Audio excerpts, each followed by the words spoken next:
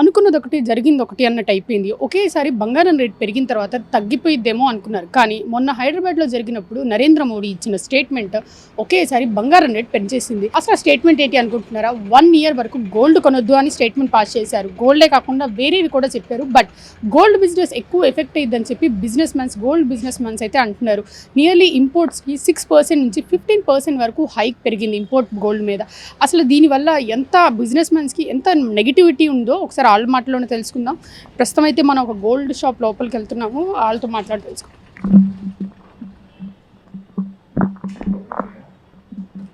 So already Narendra Modi గారు statement ఒకటి pass చేశారు. 1 ఇయర్ వరకు గోల్డ్ కొనొద్దు అని చెప్పి. ఇది ఎలా ఎఫెక్ట్ అవుతుందంటారు? ప్రజెంటు ఆయన చాలా ఆలోచించి చెప్పి ఉంటారు బంగారం కొనొద్దు అని చెప్పడానికి. ఆయన ప్రళయం ఏదో రావడానికి సిద్ధంగా ఉంది, దాన్ని ఆలోచించే చెప్పి ఉంటారు బంగారం కొనొద్దు అని చెప్పేసి. కానీ వ్యాపారం మీద ఎఫెక్ట్ ఉంటుంది, లేకుండా ఉండదు. ఆల్రెడీ చెప్పింది సెకండ్ డేనే వ్యాపారం మీద కొంచెం ఎఫెక్ట్ వచ్చింది. సో మేమనుకుంటున్నామంటే ఈ 1 ఇయర్ బంగారం కొనడానికి వచ్చేసరికి ఖచ్చితంగా మా జ్యువెలరీ షాప్ వాళ్ళకి బాగా భారీ ఎత్తున నష్టమే.